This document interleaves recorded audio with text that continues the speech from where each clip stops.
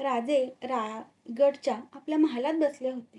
काशीबाईंचे दिवस झाले होते. हळूहळू सर्व कारभार पूर्ववत सुरू झाला होता. पण राजांच्या मनावर जो आघात झाला होता तो राजे विसरू शकत नव्हते. पावलांच्या आवाजाने राजांची नजर उंचावली. महालात पुतळाबाई प्रवेश करीत होती. पुतळाबाई नजीक आल्या तरी राजे काही बोलले नाही. पुतळाबाई गोऱ्यामोऱ्या झाल्या. न कळत त्यांच्या मुखातून हुंदका उमटला. राजे सपापले. गडबडीने उठत ते पुतळाबाईंच्या नजीक गेले. त्यांच्या खांद्यावर हात ठेवीत राजांनी विचारले, पुतळा, काय झालं? नाक ओढीत पुतळाबाई म्हणाल्या, मी चुकले, पण त्याबद्दल क्षमा होणार नाही का? काय चूक घडली? कसली क्षमा? काशी आजारी होती. आपल्याला बोलवायला आले. आपण कामात होता. इकडे माझा जीव तिच्यासाठी तडफडत होता. आपण संतापलात. मलाही भान राहिलं नाही. त्या भरात उलट बोलले. राजांच्या ध्यानी सर्व प्रकार आला. पुतळाबाईंना जवळ घेत राजे म्हणाले, पुतळा, आमच्या मनात काही नव्हतं. मग असं का वागता? राजे खिन्नपणे हसले. पुतळाबाईंची हणवटी उंचावीत त्यांच्या नजरेला नजर भिडवीत राजे म्हणाले, पुतळा, काशी गेली, पण तिनं खूप शिकवलं. आम्ही राजे केवढे जरी श्रेष्ठ असलो तरी पती म्हणून आम्ही कमी पडलो. याचं दुःख आम्हाला फार आहे. तू आम्हाला सावरायची खटपट केलीस, पण ते दैवी नव्हतं. जाताना बिचारीनं मनात काय आणलं असेल कोण जाणे. तसं नाही हं, पुतळाबाई डोळे टिपीत म्हणाले. मी होते ना शेजारी. तिला शेवट दिसत होता. सारं तिला कळत होतं. तिनं सारं बोलून दाखवलं. काय म्हणाली ती? ती म्हणाली, नशीब थोर म्हणून मी हे सारं पाहायला जगले. राज्याभिषेक पाहता आला असता तर फार बरं झालं असतं. नवरा आणि मूल मोठं झालेलं पाहिलं की सारं मिळवलं. दोन्ही पाहायला मिळालं मला. मी हसले. तशी माझा हात दाबीत काशी म्हणाली, खोटं वाटतं. स्वारींचं मोठेपण मी कशाला सांगायला हवं? आणि स्वारींनी निर्माण केलेलं राज्य हे माझं मूलच नाही का? दोन्ही केवढी मोठी झाली. एकच वाटतं बघ. काय? मी विचारलं. पुतळाबाईंच्या नेत्रात अश्रू गोळा झाले.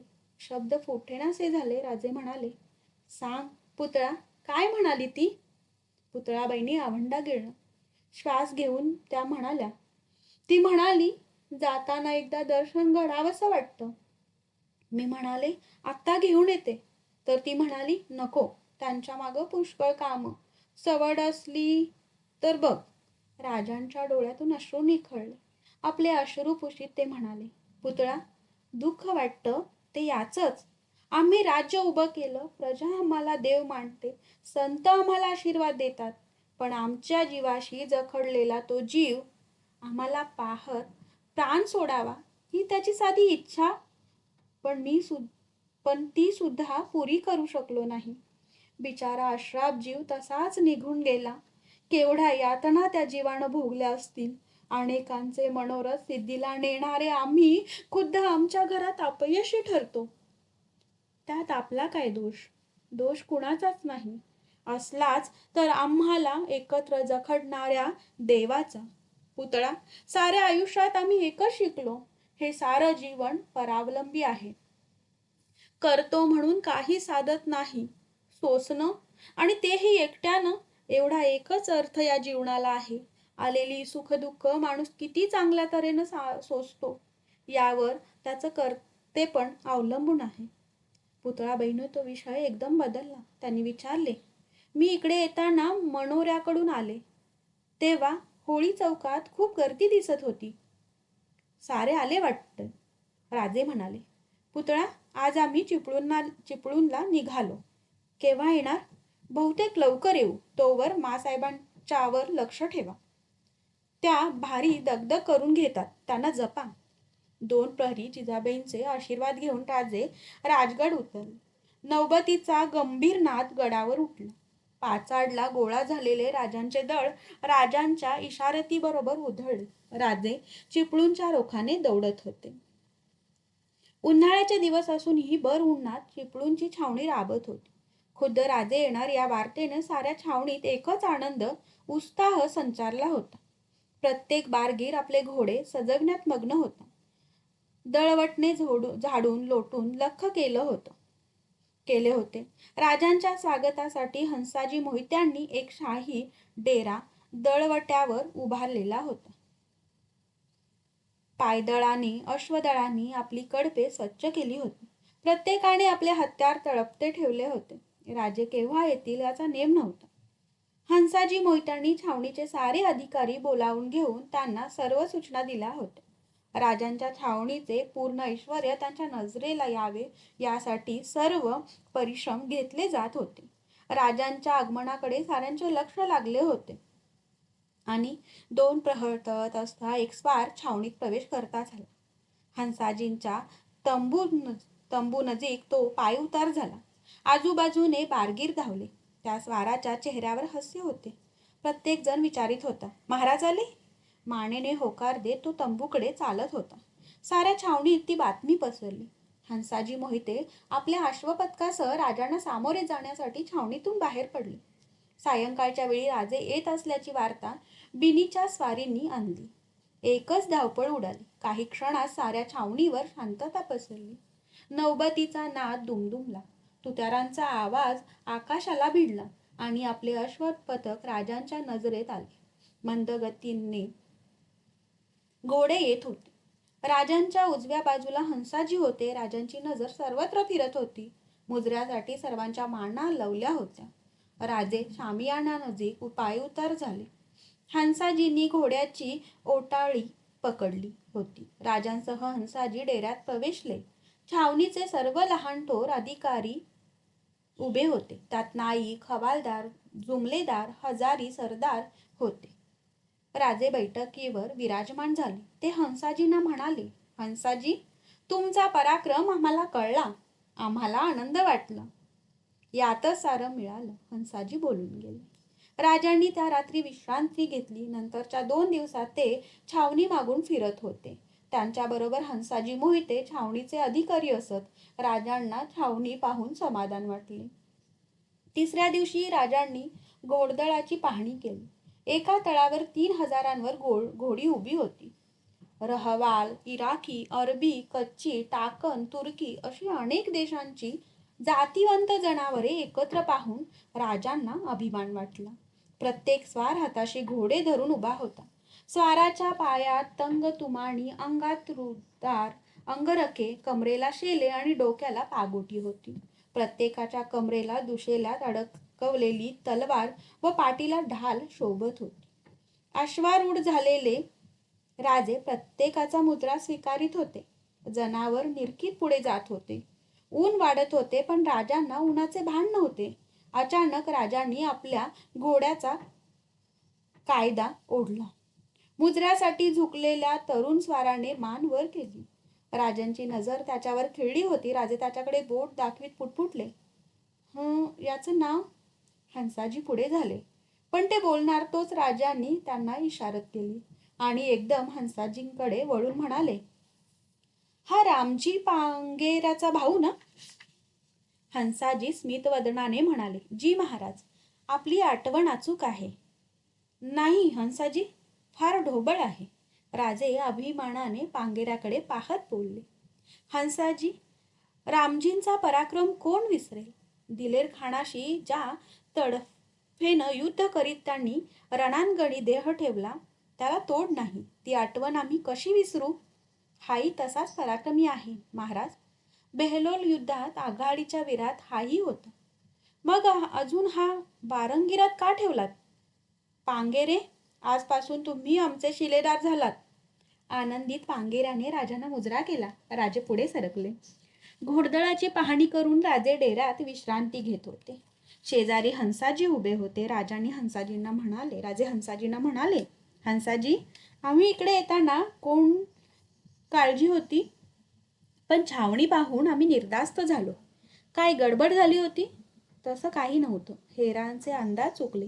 सेनापती गेल्यामुळे थोडी कुजबूज होणं स्वाभाविक होतं. बरी आठवण केलीत. हंसाजी, आता आमचा राज्याभिषेक होणार. राज्याची जबाबदारी वाढते आहे, दळही वाढत आहे. तेव्हा सरनोबतांची रिकामी पडलेली जागा सत्वर भरायला हवी. ती जागा मोकळी राहून चालणार नाही. जी, मी पण ते सुचवणार होतो. तुमच्या पुढं कोण दिसतं?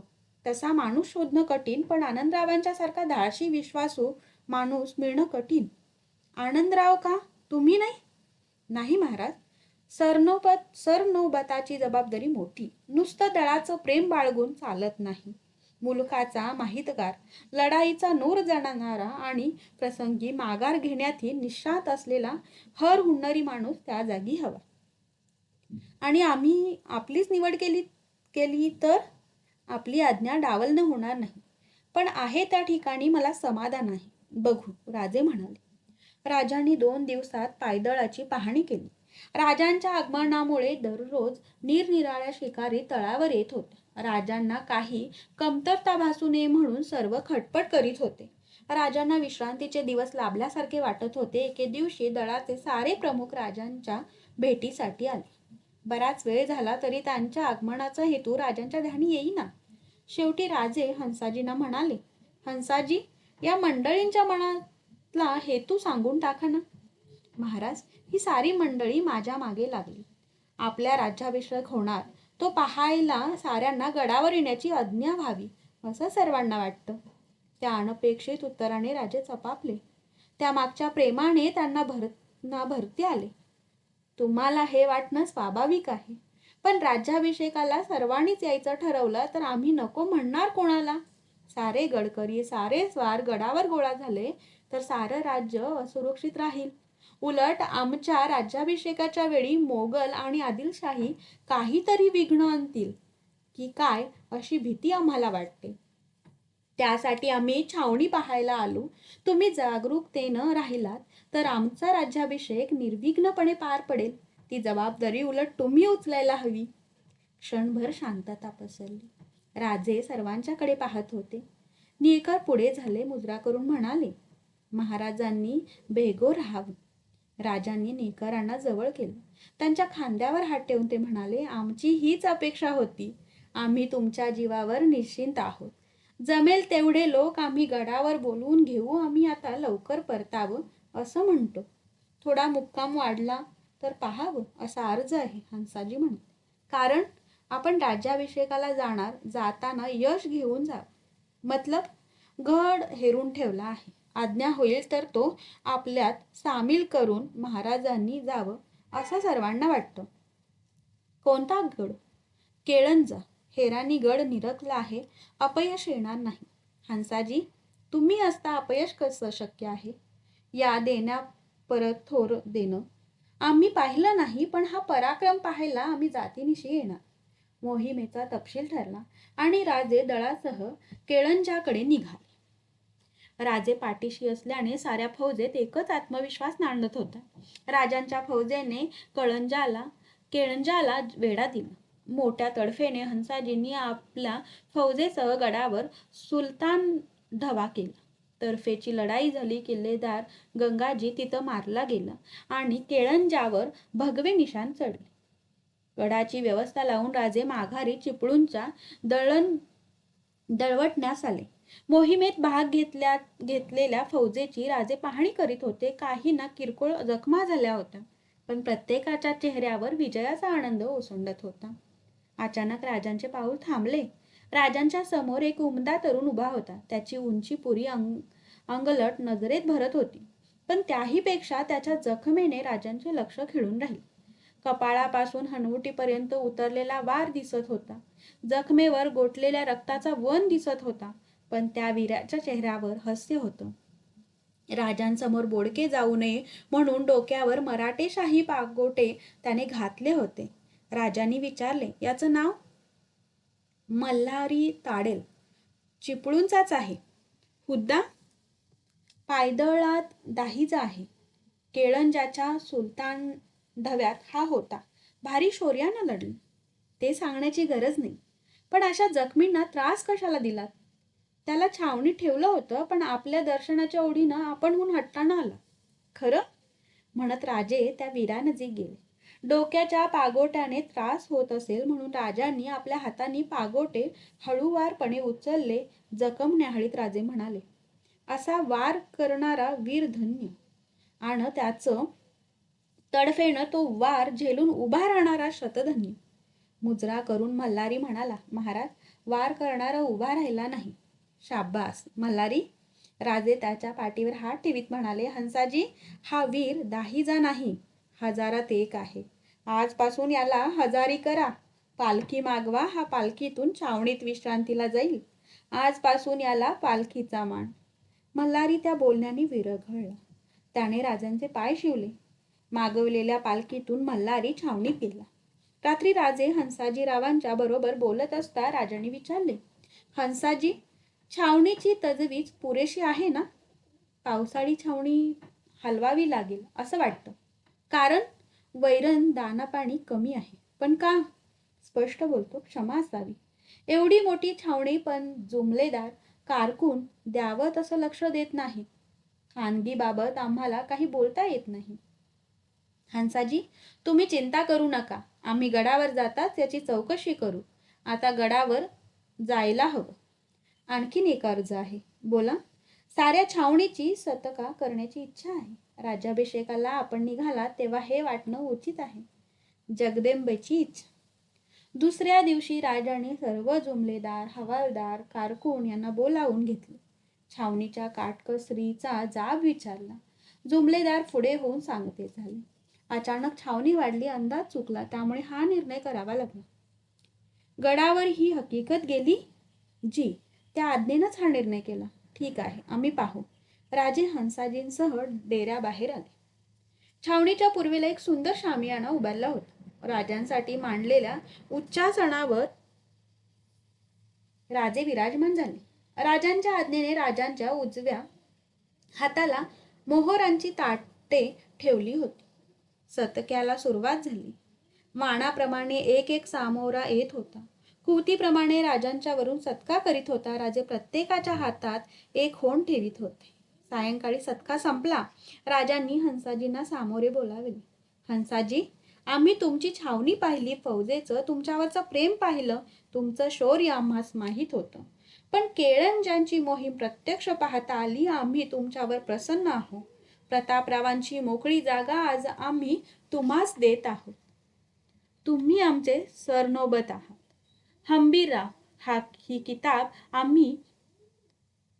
हंबीरराव ही किताबत आम्ही तुम्हाला बहाल करीत आहोत. राजांनी सेनापतीची वस्त्रे, तलवार, शिरपेच हंसाजींना बहाल केली.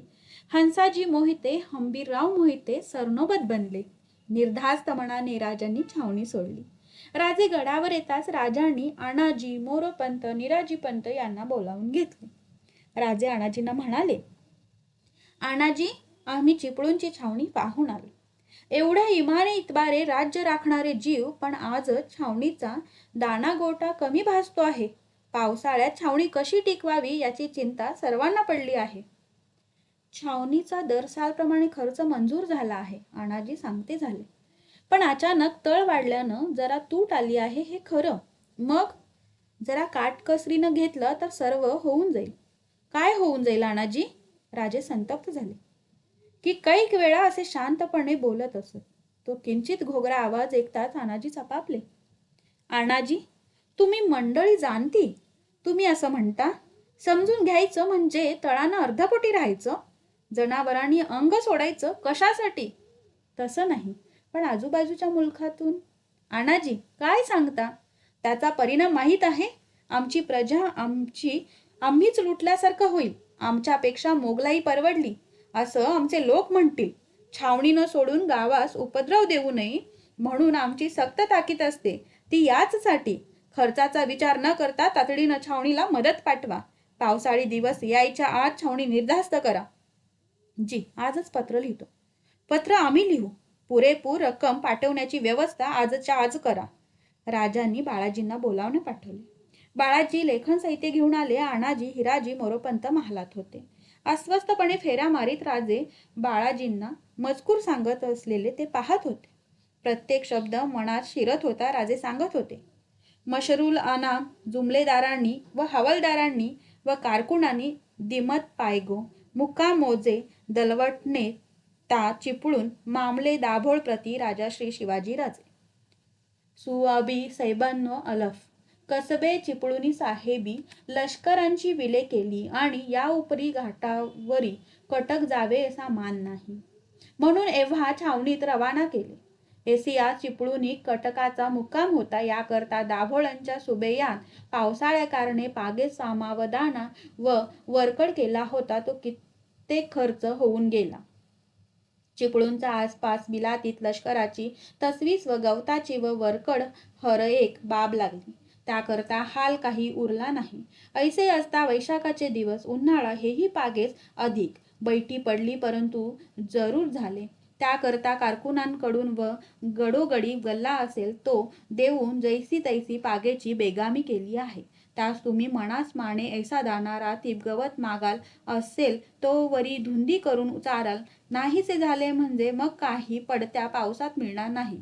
उपास पडतील, घोडी मरायला लागतील म्हणजे घोडी तुम्हीच मारलीत ऐसे होईल व बिलासतीस तसवीस देऊ लागाल ऐशास लोक जातील. कोणी कुणब्याचे तेथी दाणे आणील, कोणी भाकर, कोणी गवत, कोणी फाटे, कोणी भाजी, कोणी पाले ऐसे करू लागलेत म्हणजे जी कुणबी घर धरून जीव मात्र घेऊन राहिले आहेत तेही जाऊ लागलीत. कित्येक उपाशी मरायला लागतील म्हणजे त्याला ऐसे होईल की मोगल मुलकात आले, त्याहूनही अधिक तुम्ही ऐसा तळतळाट होईल. तेव्हा रयतेची व घोडी यांची सारी बदनामी तुम्हावर येईल. हे तुम्ही बरे जाणून सिपाई हो अगर पावखलक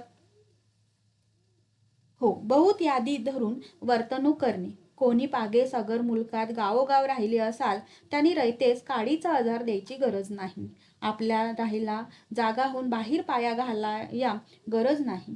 साहेबी खजानातून वाटेनिया पदरी घातलिया आहे ती. ज्याला जे पाहिजे दाना हो अगर गुरेढोर वागवीत असाल त्यास गवत हो अगर फाटे भाजीपाले व वरकड विकायला येईल ते रास घ्यावे. बाजारात जावे, रास विकत आणावे. कोणावरही जुलूम अगर जाजती अगर कोणासी कलागती करावयाची गरज नाही. व पागेस सामा केला आहे तो पावसाळा पुरला पाहिजे ऐसे तजवजीने दाना रातीब कारकून देत जातील. तेने प्रमाणेच घेत जाणे की उपास न पडता रोज बरोबर खायला सापडे आणि होती घोडी तवा न होत ऐसे करणे. नसतीस कारकुनी धरपस कराया अगर अमकेच द्या तमकेच द्या ऐसे म्हणाया. धुंदी करून खासदार कोटीत कोटरात शिरून लुटाया गरज नाही. व हाली उन्हाळ्यात आहे तैसी खलप पांगेचे आहेत. खण धरून राहिले असतील व राहतील. कोणी अगट्या करतील, कोणी भलते जागा चुली रंधनाळा करतील, कोणी तंबाखूला आगी घेतील. गवत पडले आहे ऐसे अगर बारे लागिले आहे ऐसे मनास न आणता म्हणजे अविस्त्राच एखादा दगा होईल. एक खणास आगी लागली म्हणजे सारे खण जळून जातील. गवताच्या लव्हाळ्याच्या आहे तितक्या एक एक जाळू जातील. तेव्हा मग काही कुणबी यांच्या गर्दाना मारल्या अगर कारकुनास ताकीद करावी तैसी केली तरी काही खण कराया एक लाकूड मिळणार नाही. हे खण होणार नाही हे तो अवघी याला कळते. या कारणे बरी ताकीद करून खासे असाल ते हमेशा फिरत जाऊन रंधेने करिता आगट्या जाळीता. अगर रात्रीस दिवा घरात असेल अविस्त्राचं उंदीर वात नेईल ते गोष्टी न हो. आगीचा दगा न हो. खण गवत वाचेल ते करणं म्हणजे पावसाळा घोडी वाचली नाही तर मग घोडी बांधावी न लगेत, खायास घालावे न लगे. पागाच बुडाली तुम्ही नसूर झालेत ऐसे होईल. या कारणे तपशील येथे तुम्हास लिहिले असे. जितके खासे जुमलेदार हवालदार कारकून आहात तितकेच हा रोका तपशिले ऐकणे आण हुशार राहणे. वरचे वरी रोज खबर घेऊन ताकीद करून येणेप्रमाणे वर्तणूक करता ज्यापासून अंतर पडेल त्याचा गुन्हा होईल. बदनामी ज्यावर येईल त्यास मराठियाची तो इज्जत वाचणार नाही. मग रोजगार कैसा? खळक समेजो. जास्ती केल्या वेगळं सोडणार नाही हे बरे म्हणून वर्तणूक करणे. राजांनी पत्र संपवले. बाळाजींनी ते परत वाचून दाखवले. राजांनी पत्रास मान्यता दिली. राजांची नजर मोरोपंतांकडे गेली. मोरोपंतांच्या चेहऱ्यावर स्मित होते. ते आवरणे त्यांना कठीण जात होते. मोरोपंत हसलात का? क्षमा महाराज, आपण राजे, ऐश्वर्य संपन्न, जीवनाचा आपल्याला परिचय. आमच्या देखील ध्यानी येणार नाही असे बारकावे आपल्या नजरेत कसे भरले याचा अचंबा वाटतो. कसले बारकावे? राजांनी विचारले. फौजेने गवतकाडी विकत घ्यावी तीही राशींनी. अवचित उंदर वात पळवून नेई आणि तो गंजीकडे धावेल. गंजी आगीच्या भक्ष्यस्थानी पडेल. जनावरांची संधी नाहीशी होईल. राजे हसले, म्हणाले, मोरोपंत, यात अवघड ते काय? बालपणात आम्ही पुण्यात आलो तेव्हा नावाचे जहागीरदार होतो. दादोजींच्या बरोबर आम्ही गाव वस्ताना पाहिली. मासाहेबांच्या बरोबर वाड्याच्या कट्ट्यावर सुटणारे खटले ऐकत आम्ही लहानाचे मोठे झालो. आमच्यामध्ये आणि मावळ्यात तसं अंतर नव्हतं. नाहीतर तानाजी, बाजी, जिवा, शिवा यासारखे सौंगडी आम्हाला लाभलेच नसते. दादोजींच्या बरोबर आम्ही पुष्कळ शिकलो. दारिद्र्य सुद्धा उपभोगायला मिळालं. दारिद्र्य? अनाजी उद्गारले. त्यात आश्चर्य कसलं? या निराजी पंतांना विचारा ना. आग्र्याहून आम्ही वैराग्याच्या वेशात निघालो. संशय येऊ नये म्हणून रांधायचं नाही, भिक्षा मागत रस्ती फिरायचं. कोणी वाढायचं, कोणी पुढचा रस्ता दाखवायचं. त्यावेळी मानवतेचं जे विराट रूप पाहायला मिळालं त्यात आम्ही सारं शिकलो. त्या अनुभवानं आम्ही शहाणे झालो. बाळाजी, हे पत्र सत्वर पाठवण्याची व्यवस्था करा. अनाजी, आमच्या हुकुमात कुचराई होऊ देऊ नका. अनाजी आणि निराजी पंत बाळाजींसह महालाबाहेर पडले. राजांच्या एका नव्या रूपाची त्यांना ओळख घडली होती. चिपळूणच्या छावणीची पाहणी करून राजे रायगडावर आल्याचे समजताच गागाभट्ट राजांना भेटावयास आले. गागाभट्टांनी सांगितले, राजे, राजाभिषेक प्रयोगाची पोथी तयार झाली. आपल्याला फार कष्ट झाले. मुळीच नाही राजे, राज्याभिषेकाची सर्व तयारी जवळजवळ पुरी होत आली आहे. आपल्या माणसांचं कौतुक करावं तेवढं थोडं आहे. जे सांगावं ते तत्काळ पुढं करण्याची पराकाष्ठा दिसून येते. काही अडचण? काही नाही. राजे, निमंत्रण ब्राह्मणांची उतरण्याची सर्व सिद्धता मोरोपंतांनी केलेली आहे. धार्मिक विधींच्यासाठी लागणाऱ्या सर्व साहित्यासाठी स्वतंत्र कोठी आहे. या कामी मदत करण्यासाठी अनंत भट्ट आहेत. तसेच आपले खास कुलगुरू बाळंभटीय आहेत. मोरोपंत महालात आले. मोरोपंत, कोणतं काम आणलं? महाराज, लक्ष्मीगृहात सिंहासन तयार झालं आहे. एकदा आपली नजर त्यावर पडावी असं सर्वांना वाटतं. आम्ही जरूर येतो. देव, आपणही चलावं. राजे थांबले. ते गागाभट्टांना म्हणाले, थोडं थांबावं, आम्ही मासाहेबांना घेऊन येतो. मोरोपंत, तुम्ही देवांच्या सह पुढे व्हा. राजे जिजाबाईंच्या महाली गेले. पण तेथे जिजाबाई वस्त्रगृहात असल्याचे कळताच त्यांची पावले तिकडे वळली. राजे वस्त्रगृहात पोहोचले. वस्त्रगृहात जिजाबाई सर्व राण्यांसह वावरत होत्या. येसूबाईही तेथे हजर होत्या. राजांना आत आलेलं पाहताच येसूबाईंनी पुढे होऊन नमस्कार केला. येसूबाईंना जवळ घेत राजे म्हणाले, येसू, अलीकडे तू आबासाहेबांच्यावर रुसलीस वाटतं. जी नाही. आणि आमचे युवराज कोठे आहेत? जिजाबाई म्हणाल्या, तो शिकारीला गेला आहे. या धामधुमीत जरा कंटाळला होता. मीच पाठवला. तुम्ही चिपळूणला गेला होता. राजे काही बोलले नाही. त्यांची नजर वस्त्रगृहात फिरत होती. सर्वत्र रंगीबिरंगी जरी नाना विविध तऱ्हेची वस्त्र मांडली होती. ती निरखून राजे उद्गारले, मासाहेब, इथं तर पेट अवतरलेली दिसते. जिजाबाई हसल्या, म्हणाल्या, राजे, साऱ्यांचे कपडे झाले, दागदागिने घडवले, पण खुद्द स्वतःच्या कपड्यांचा विचार केलात का? राज्याभिषेक तुमचा, आमचा नव्हे. खरंच की, आमच्या ध्यानी आलंच नाही. कसं येणार? बाबा, सारं बघायला जमतं, पण घर बघायला जमत नाही. तुम्ही असता आम्ही कशाला बघावं? जिजाबाईंची थरथरती मान उंचावली. आवाज किंचित कापरा बनला. त्या म्हणाल्या, मी काय आयुष्याला पुरेल? आता बघायला शिकायला हवं. आला तसे तुमचे कपडे बघूनच जा. जिजाबाईंची नजर स्थिर झाली. तिकडे राजांची नजर गेली. राजे तिकडे वळले. एक मोठ्या उंचावलेल्या गालिच्यावर वस्त्रे मांडली होती. 5-6 जिरे टोप ठेवले होते. काही पांढरे, काही केशरी होते. प्रत्येकावर जरी कुसर होती. मोत्याचा तुरा प्रत्येकावर डुलत होता. बैठकीवर अनेक अंगरखे, तुमानी, धोतरे, जरी वस्त्रे मांडली होती. मासाहेब, हे सारे कपडे आमचे? शिवबा, अरे, अनेक होम, शस्त्रविधी, अनेक स्नानं होणार. किमान एवढे कपडे तरी लागणारच. मोरोपंत आत येत म्हणाले, आचार्य गागाभट्ट वाट पाहत आहेत. आम्ही विसरलोच. राजे जिजाबाईंकडे वळले. मासाहेब, लक्ष्मी घरात सिंहासन तयार झालं आहे. आमच्याबरोबर तुम्ही यावं असं वाटतं. चला ना. येसूबाई पुढे झाल्या. आबासाहेब, आम्ही येऊ? तुम्ही नंतर जा, तिथं गागा भट्ट आहेत. राजांच्या आधाराने जिजाबाई लक्ष्मी घराच्या समोर आल्या. गागा भट्ट तेथे उभे होते. राजांचे लक्ष लक्ष्मीघराच्या प्रवेशद्वारी ठेवलेल्या लाकडी कुरूप बाहुलीकडे गेले. ते म्हणाले, ही बाहुली कसली? दृष्ट लागू नये म्हणून निश्चलपुरी गोसावींनी ही ठेवली आहे. मोरोपंत प्रवेशद्वारीचा पडदा बाजूला करीत म्हणाले. गागा भट्ट पुटपुटले, आज्ञानी जीवाची श्रद्धा. राजाने जिजाबाईंच्या सह लक्ष्मीगृहात पाऊल टाकले. नाव शोभेल अशीच ती जागा होती. महालाच्या तख्तपोशीला अडकवलेला सुबक कलाकुसरीने सजलेला भव्य रौप्य तराजू प्रथम नजरेत आला. कुणाच्या तोंडून उद्गार निघत नव्हते. नजर नुसती तृप्त होत होती. तराजूच्या डाव्या बाजूला अनेक सुवर्ण रौप्य कुंभ ओळीने लावून ठेवले होते. सुवर्णांची गंगाळे, चांदीचे चौरंग, सुवर्णांची पाळी पंचपात्रे, हर तऱ्हेचे सुवर्णपात्रे तेथे ओळीने लावून ठेवली होती. ती पाहत राजे पुढे सरकत होते. रत्नजडित सुवर्ण अंबारीवर राजांचे लक्ष खिळले.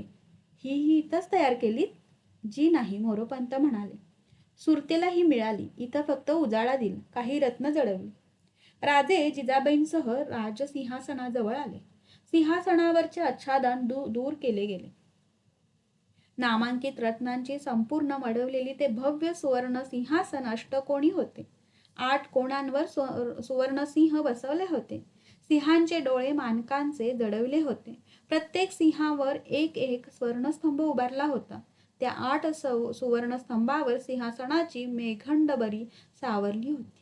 सिंहासनाच्या पायावर चारी बाजूंनी वृषभ, मार्जार, तरस, सिंह, वाघ्र यांची चित्रे कोरली होती. सुवर्णस्तंभावर वृक्ष, फळे, वेली, पक्षी, मत्स्य, कुर्मादी जलचर दाखवले होते. मोरोपंत सांगत होते, महाराज, हे सिंहासन सशास्त्र सिद्ध केलं आहे. या सिंहासनाची बैठक प्रथम शीर, वट व औदुंबर या पवित्र वृक्षांच्या लाकडांनी सज्ज केली. ती वेदी सुवर्णाच्या लगटांनी मडवून रत्नखचित केली आहे. या सिंहासनासाठी 32 मण सुवर्ण लागलं. नवरत्न अमोलिक जितकीच कोशात होती त्यामध्ये शोध करून मोठी मोलाची रत्न मावली. तेवढी तख्तात जडवली. पुष्कळ रत्न खर्ची पडली, गागा भट्ट म्हणाले. राजांचे भाव क्षणात पालटले. एक सूक्ष्म व्यथा त्यांच्या चेहऱ्यावर तरळून गेली. आचार्य, फार कमी रत्न सिंहासनाला जडवली गेली. आम्ही हे सिंहासन पाहतो तेव्हा ते आमच्या ऐश्वर्याचं द्योतक म्हणून पाहत नाही. या सिंहासनाला जडवलेल्या प्रत्येक रत्नाबरोबर आम्हाला एक आठवण होते. स्वराज्याच्या कामासाठी केवढ्या अमोल जीवांची आम्हाला उधळण करावी लागली. आम्हाला आठवतो आमचा तानाजी, सूर्याजी, आठवतात बाजी, मुरारजी, प्रतापराव, पांगेरे. किती नावं घ्यावीत. खर्ची पडलेल्या रत्नांच्या मानानं इथं जडवलेले रत्न काहीच नाहीत. जिजाबाईंचे लक्ष सिंहासनाच्या प्रथम पायरीच्या खोमणीत लटकवलेल्या रत्नजडीत मुठीच्या तलवारीकडे गेले. शिवबा, ही तलवार कसली? राजांचा कंठ दाटला. एका आशीर्वादाची ती निशाणी आहे मासाहेब. ही तलवार मिर्झा राजे जयसिंग यांनी आपल्या हाताने आमच्या दुशेलात खोली होती. पुन्हा कमरेची तलवार उतरण्याची पाळी येणार नाही असा आशीर्वाद त्यांनी दिला होता. ते म्हणाले होते, खुदी को कर बुलंद इतना के हर तहरीर से पहले खुदा बंदे से खुद पूछे बता तेरी रजा क्या है. तो आशीर्वाद खरा ठरला. फार मोठा माणूस. ही तलवार त्यांचीच आठवण आहे. मोरोपंतांनी राजांना सिंहासनालगत ठेवलेल्या 3 मणाच्या सुवर्ण छत्राकडे नेले. बैठकीवर ठेवलेल्या त्या छत्रालगत अनेक दागिने किरात ठेवले होते. राजांनी विचारले, हे काय? प्रतापगडाच्या भवानी मातेसाठी सिद्ध केलेले हे छत्र आणि हे दागिने. मोरोपंतांनी जिजाबाईंकडे पाहिले आणि सांगितले, मासाहेबांच्या आज्ञेवरून तुळजाभवानी, कसबा गणपती यांच्यासाठी घडवलेले दागिने. कसबा गणपती पुण्याचा? राजांनी विचारले. जी. मोरोपंतांनी मान डोलवली. जिजाबाई पुढे झाल्या. त्यांनी सांगितले, राजे, मीच ते करायला सांगितले. अरे, तुला घेऊन पुण्यात आले तेव्हा प्रथम तो हाती लागला. त्याची स्थापना केली. त्याच्या सोबतीने लाल महाल बांधला. त्या मंगलमूर्तीचा आशीर्वाद ढळला नाही. त्याची सोबत कधी सुटली नाही.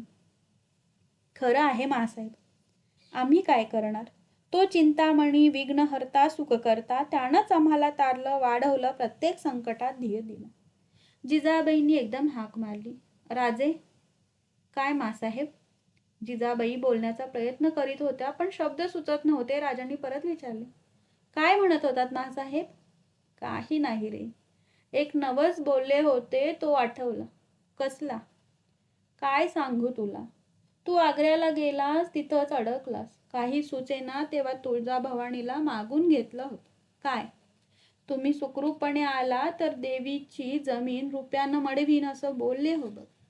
जिजाबाईंना सांगताना सुद्धा संकोचत होत्या. राजाने ते जाणलं. ते मोठ्याने हसले. मासाहेब, मग त्यात अवघड काय? आमच्या राज्याभिषेकाच्या प्रसंगी आम्ही सोन्या चांदीची नाणी तयार करणारच आहोत. त्यातली काही पवित्र कार्यासाठी खर्च झाली तर आम्हाला आनंद आहे. राजांची नजर मोरोपंतांकडे वळली. मोरोपंत, आमच्या नावाचे लाख चांदीचे शिक्के देवीच्या देवळात टोकण्याची व्यवस्था करा. मासाहेबांचा नवस अपुरा ठेवला तर आम्ही सुपुत्र ठरणार नाही.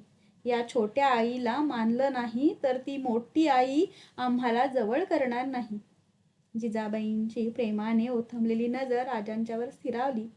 त्या नजरेची जाणीव होताच राजे विषय बदलून मोरोपंतांना म्हणाले, सुरेख. मोरोपंत, सुरेख दागिने घडवलेत. ज्याच्या कुशल नजरेखाली हे घडले त्या कारागिराला आम्हाला पाहायचं आहे. मोरोपंत बाहेर गेले. गागा भट्ट म्हणाले, मी पण तेच म्हणणार होतो. जयपूर, उदयपूर कारागीर प्रसिद्ध खरी, पण त्याहीपेक्षा काही ही कारागिरी थक्क करणारी आहे. राजे म्हणाले, माणसं हुडकली की सापडतात. या भूमीत कलाकारांची उणीव नाही. उणीव असलीच तर ती दृष्टीची आहे. या भूमीत आपली माणसं आपल्यालाच दिसत नाहीत. मोरोपंत आले. मागून एक इसम आत आला. गोरा पान, रेखीव बांधणीचा, कपाळी वैष्णवगंध रेखाटलेला, नजर तीक्ष्ण होती, नाक रेखीव होते, ओठ पातळ होते, जीवणी किंचित आत गेली होती. पायात धोतर, अंगात साधा अंगरखा व मस्तकी पगडी होती. मोरोपंत म्हणाले, महाराज, हा रामजी दत्तो. सिंहासनाचं छत्र चामरांचं काम यानंच कारागिरांकडून पुरं करून घेतलं. राजांनी हातातली सलकडी उतरली. ती जिजाबाईंच्या हाती दिली. रामजीने येऊन दोघांना मुजरे केले. कडे रामजीच्या हाती देत जिजाबाई म्हणाल्या, थोर कसब आहे तुझं. डोळे त्यावरून काढवत नाही. राज्याभिषेकाचे दिवस जवळ येत होते. राज्यातील प्रतिष्ठित व विद्वान ब्राह्मण, मांडलिक, इतर राजे, स्वराज्यातील मातबर लोक या सर्वांना निमंत्रण गेली होती. निमंत्रितांची गडावर रीघ लागली होती. भोजनाच्या पंक्ती बसवण्यासाठी, लोकांच्या वास्तव्यासाठी गडावर ठिकठिकाणी विस्तीर्ण मंडप उभारले होते. खासे शामियाने, डेरे, वाबगा, राहुटी, चांदणी यांची एकच गर्दी गडावर झाली होती. प्रत्येक वास्तव्याच्या ठिकाणी सेवक, त्यावरील अधिकारी यांच्या नेमणुका झाल्या होत्या. पाचाड व रायगडवाडी यांच्या नजीक ही अशीच उभारणी केली होती. किल्ल्याखालच्या माचीवर अनेक सायवान डेरे उभारले होते. प्रत्येक कामावर स्वतंत्र अधिकारी होते. धुरळा उडू नये म्हणून गडावरच्या राज रस्त्यावर छागल, मकाल, मशकधारी पाणी शिंपीत होते. एवढी सारी सिद्धता होऊन अधिकाऱ्यांना वेळ अपुरा वाटत होता. कामाचा उरक होईल की नाही याची भीती वाटत होती. संभाजीराजांच्या महाली संभाजीराजे कपडे करीत होते. येसूबाईंनी त्यांना तलवार दिली. तलवार दुशेल्यात खोवून संभाजीराजे तयार झाले. संभाजीराजे येसूबाईंच्यावर नजर खिळून म्हणाले, आमच्या मस्तकी तुम्ही आलात तरी चार चौघात ते झाकण्यासाठी शिरोभूषण हवं ना? आमच्या मस्तकी तुम्ही असलात तरी चार चौघात ते झाकण्यासाठी शिरोभूषण हवंच ना? येसूबाईंनी जीभ चावली. मंचकावरचा जिरे टोप राजांच्या हाती दिला. टोप घेण्यासाठी पुढे केले हात येसूबाईंच्या हातावर विसावले. येसूबाई लाजल्या. दरवाजाकडे पाहत्या म्हणाल्या, लवकर कपडे करावे, पुन्हा कोणीतरी वर्दी द्यायला येईल. संभाजीराजे मोकळेपणाने हसले. त्यांनी मस्तकी टोप चढविला. येसूबाईंच्या हनवटीखाली मूठ देऊन त्यांनी चेहरा उंचावला व ते बोलले, पाहू, हे काय? डोळे मोठे करीत येसूबाईंनी विचारले, आम्ही तुमच्या डोळ्यात पाहत होतो, आरशात पाहिलं नाही. तर टोप नीट बसला की नाही कसं कळणार? कवी कशांकडे हे शिकला वाटतं. का? तुम्हाला आवडलं नाही? आता महालाबाहेर जाणार की मी जाऊ? तुम्ही गेलात तर आमचं इथं काय काम? आम्ही येतो. संभाजीराजांच्या पाठोपाठ येसूबाई जिजाबाईंच्या च्याकडे महालाकडे गेला. महालात जिजाबाई राजारामांना मांडीवर घेऊन बसल्या होत्या. शेजारी राजे उभे होते. संभाजीराजांना पाहताच राजाराम त्यांच्याकडे धावले. सर्वांचे लक्ष संभाजीराजांच्यावर खिळले. पाठीमागून येणाऱ्या येसूबाईंना पाहून राजे म्हणाले, माँसाहेब, आता आम्हाला सुद्धा आजोबा व्हावं असं वाटू लागलंय. सारे हसले. येसूबाई लाजल्या. राजे जिजाबाई म्हणाले, ऊन वाढतं आहे, लवकर बाहेर पडा. सोसवत असतं तर मी पण देवीला आले असते. समर्थांना माझा दंडवत सांगा. राजे उठले. मुजरा करून ते संभाजीराजांना म्हणाले, जायचं ना? संभाजीराजांनी जिजाबाईंना मुजरा केला. राजांच्यासह संभाजीराजे चालू लागले. राजे पालखीतून प्रवास करीत होते. भोयांची पावले झपझप उचलत होती. राजांचे संरक्षक दल पुढे जात होते. राजांच्या आगमनाच्या इशारती रानातून घुमत होत्या. सारे रान चैत्रपालवीने नटले होते. फणसवाड्याच्या तांबड्या फुलांनी रानाची शोभा वाढली होती. रस्त्याकडे बहरलेली चिंच, पोपटी, शेला पांघरून उभी होती. राजे घाट चढून प्रतापगडाच्या पायथ्याशी आले. पालखीतून पाय उतार होऊन राजे गड चढत होते. गडाच्या माथ्यावर आल्यावर राजांनी किंचित विश्रांती घेतली. त्यांची नजर गडाच्या माचीकडे गेली. संभाजीराजांनी विचारले, आबासाहेब, पालखी मागू? नाही राजे, आम्ही दमलो नाही. ही माची नजरेत आली आणि अफजल प्रसंगाची आठवण झाली. राजे माचीकडे पाहत होते. ती मोकळी माची तिन्ही बाजूनी दाट झाडीने आच्छादली होती. राजे एकटक नजरेने पाहत होते. संभाजीराजे म्हणाले, त्यावेळी काय झालं असेल नाही शंभूबाळ? प्रत्येक क्षण मोलाचा होता. एवढी खबरदारी घेऊनही गड उतरताना हजारो विचारांचं मोहोळ मनात घोंगावत होतं. खानाचा वध, केवढी जबाबदारी.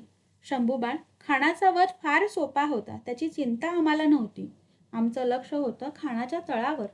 तळावर? हो. आमचं राज्य कोवळं, ताकद कमी, अफाट संपत्ती, बळकट सामग्री घेऊन खान अवतरलेला. सुपे, इंदापूर, वाई इथले आणि आमच्या विनंतीनुसार कोयना खोऱ्यात पसरलेले ते तळ अचूक उचलायचे होते. तिथंच आमचं लक्ष केंद्रित झालं होतं. ठरल्याप्रमाणे सारे पार पडलं ही जगदंबेची कृपा. त्या रात्री आमचे हात बळकट झाले. शेकडो तोफा, हजारो घोडी, उंट, हत्ती, शामियाने, डेरे आणि करोडो रुपयांची होणाची संपत्ती यांनी आम्ही बलशाली बनलो. ही सारी आईची कृपा. चला. राजे गडावर पोहोचले. त्यांनी भवानीचे दर्शन घेतले. राजांनी गडाची पाहणी केली. दुसऱ्या दिवशी राजांनी यथासांग छत्र वाहिले. छत्रधारी देवीचे रूप पाहून राजांचे भान हरपले. त्यांच्या डोळ्यातून अश्रू निखळले. बराच वेळ ते देवीचे ध्यान मनात साठवीत होते. शेजारी हात जोडून बसलेल्या संभाजीराजांना ते म्हणाले, शंभूराजे, या आईच्या आशीर्वादानं सर्व मनोरथ सिद्धीत जातात. आमचं यश हे तिचं कर्तृत्व आहे. तुळजापूरला दर्शनात जाणं कठीण पडतं हे जाणून तिनं आम्हाला दृष्टांत दिला. ज्या माचीवरून आम्ही संकट न्याहाळलं त्या जागी या यशदायिनीची आम्ही स्थापना केली. आम्ही कुठंही असलो तरी हे रूप आमच्या चित्तातून हलत नाही. राजांनी ब्राह्मण भोजन घातले. साऱ्या गडकरांना तृप्त केले. रात्री देवीचे दीपमाळ शिखर लक्षावधी तेलवातींनी उजळून गेले. देवीच्या चौकात गोंधळ्यांची तयारी सुरू झाली. गोंधळी चौक मांडण्यात गडले होते. राजे संभाजीराजांसह ओवरीच्या आसनावर बसले होते. मंदिराचे आवार माणसांनी फुलले होते. राजांचे लक्ष गोंधळ्यांच्याकडे गेले. कुणाच्या पायात पायघोळ धोतर होते तर कुणी गुडघ्या एवढे नेसले होते. कुणी बंडी तर कुणी कडता चढवला होता. राजांनी नाईकाला बोलावले. गोंधळी, बैरागी, संन्यासी, फकीर साऱ्या उपासकांना पोशाख असतो आणि तुम्ही तर आमच्या देवीचे भक्त, तुम्हाला पोशाख का नाही? नाईकाला उत्तर सुचेना. तो काहीतरी बोलायचे म्हणून बोला, आम्हासनी पोशाख नाही जी. नसायला काय झालं, आम्ही देतो. यापुढे तुम्ही गोंधळी भुत्ते आमचा वेश करीत चला. आपलं कापड आम्ही घालायचं, त्यात काय बिघडलं? सुवर्णाच्या नाजूक तातीत गुंतलेल्या गळ्यातील कवड्यांच्या माळेची बोटांचा चाळा करीत राजे म्हणाले, माळेशी बोटांचा चाळा करीत राजे म्हणाले, आम्ही देवीचे भोपे, देवीचे भक्तच ना? राजांनी आज्ञा केली. राजांच्या कपड्यातील तुमानी अंगरखे आणले गेले. राजाने ते कपडे घालण्याची आज्ञा केली. राजवेषात देवीचे भोपे सजले. डोक्यावर कंगनीदार पागड्या शोभू लागल्या. गळ्यात टपोऱ्या कवड्यांच्या माळा घातलेले डवरी संबळ तुंतुण्यासह चौकात उतरले. चौक मांडला होता. चौकाभोवती शाळूचे मकर उभे केले होते. मकरात स्थापन केलेल्या घटाची पूजा करून राजांनी दिवटी पेटवली. दिवटी नाचवण्याचा मान यजमानांचा गोंधळी म्हणाला. 5 वेळा दिवटी उंचावून नंतर ती आमच्या हातात द्यावी, मग आम्ही दिवटी नाचवू. आमच्या देवीची दिवटी नाचवण्यास आम्हाला कसली लाज? पेटवा दिवट्या. प्रत्येकाच्या हातात पेटता पोत दिसू लागला.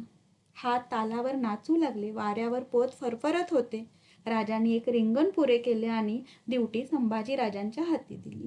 संभाजीराजे आपल्या साथीदारांसह खेळात उतरले. संभाजीराजे बेभान होऊन दिवट्या नाचवीत होते. उदे गंबे उदेचा गजर उठत होता. संबळाची लय वाढत होती. राजांच्या मागे बसलेले गडकरी म्हणाले, युवराज सुरेख खेळतात.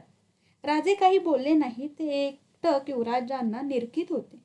दिवटी नाचविणे संपले. संभाजीराजे माघारी आले. कपाळी घाम डवरला होता. चेहऱ्यावर हास्य विलसत होते. मस्तकीच्या गुलालाने ते रूप वेगळेच वाटत होते. राजे म्हणाले, शंभूराजे, सुरेख खेळला. तुम्हाला पृथ्वीतलावरचे सारेच खेळ अवगत आहेत. ते सारे तुम्हाला जमतात. आम्हाला कसलेच खेळ जमले नाहीत. एक राज्याचा खेळ मासाहेबांनी जोडून दिला, पण तोही निस्तरता ना की दम आला. राजांच्या नजीक संभाजीराजे बसले. संबळ तुणतुणे वाजवू लागले. साऱ्यांचे लक्ष चौकात स्थिरावले. गोंधळाने गण सुरू केला. मोरया गणपती रे गणराजा, किती विनवू जी तुला महाराजा. गण संपला. जगदंबास्तवन आणि देवदेवतांना पाचारण केल्यावर गोंधळाला सुरुवात झाली. सुदिन सोवळे तुझा गोंधळ मांडिलाओ, ज्ञान वैराग्याच्या वरती फुलवारा बांधिलाओ. चंद्र सूर्य दोन्ही यांचा पोत पाजळिलाओ, घालुनी सिंहासन वर ते घट स्थापियेलाओ. उद बोला उद सद्गुरी माऊलीचाओ, प्रवृत्ती निवृत्तीचे घालून शुद्धासनओ. ध्येया आता ध्यान प्रक्षाळिले चरणओ, काया वाचा मने एकविध केले अर्चनओ. द्वैत अद्वैत भावे दिले आचमनओ, भक्ती वैराग्य ज्ञान याही पुजियेली अंबाओ. सद्रूप चिद्रूप पाहुणी प्रसन्न जगदंबाओ, एका जनार्दनी शरण मुळकंदबाओ. त्राही त्राही अंबे तुझा दास उभाओ. रात्र चढत होती. गोंधळ्यांची कथा चालू होती. राजांचे अस्तित्व विसरून सारे कथा ऐकत होते. तिथल्या विनोदाला खळखळून हसत होते. नायकाच्या दिवटीवर तेल ओतले जात होते. गोंधळाची रंगत वाऱ्यावर फरफरणाऱ्या पोताबरोबर वाढत होती. पहाट झाली. तांबडे फुटले आणि गोंधळ संपत आला. राजे चौकासमोर हात जोडून बसले. कळसावर घातलेली कवड्यांची माळ गळ्यात घातली गेली. कपाळी गुलाल चिकटला आणि पंचारती घेऊन राजे उभे राहिले. आरती संपल्यावर राजांच्या मस्तकावरून कलश 5 वेळा उतरला. जगदंबेचा गजर झाला. गोंधळ संपला. सारी रात्र गोंधळात घालूनही राजांना थकवा भासत नव्हता. अत्यंत समाधानाने ते बालेकिल्ल्याकडे चालत होते. पूर्वेला उजाडू लागले होते.